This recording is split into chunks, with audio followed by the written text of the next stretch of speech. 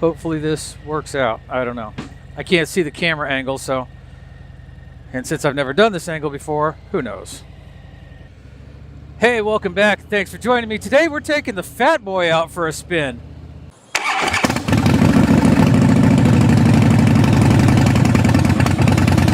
As you know, my Wide Glide is in the shop getting the engine rebuilt.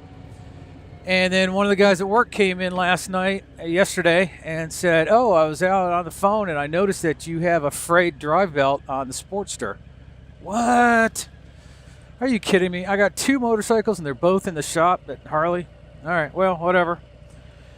So, I'm running out of running Harleys. Of course, my son Street Bob is sitting in my garage, being the third Harley in my garage, and it's not operational either. So all these Harleys and no transportation. But stuff happens. So I thought it was a really good time to take a demo ride on something else, just so I can review it and maybe have transportation.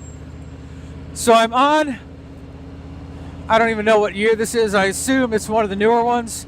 It's a Fat Boy. It's got the 114 engine on it.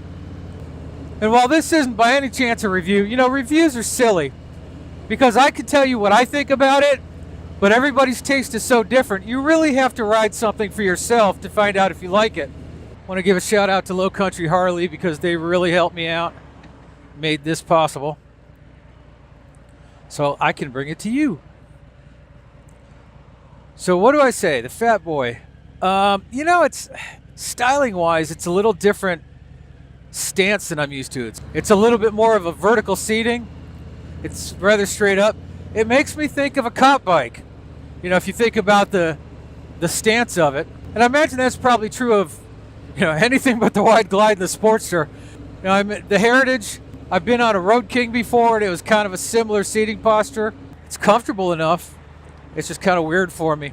It's got floorboards. I'm not a big floorboard fan. They're very hard for me to get used to. Some people, a lot of people love floorboards. I'm just not one of them. As far as power, I'm assuming since this is a demo ride, nothing's been really done to it. But I got to tell you, this engine is completely awesome.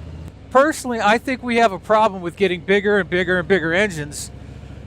Back in the 60s and 70s, they rode all over the country on significantly smaller engines, and they got it done.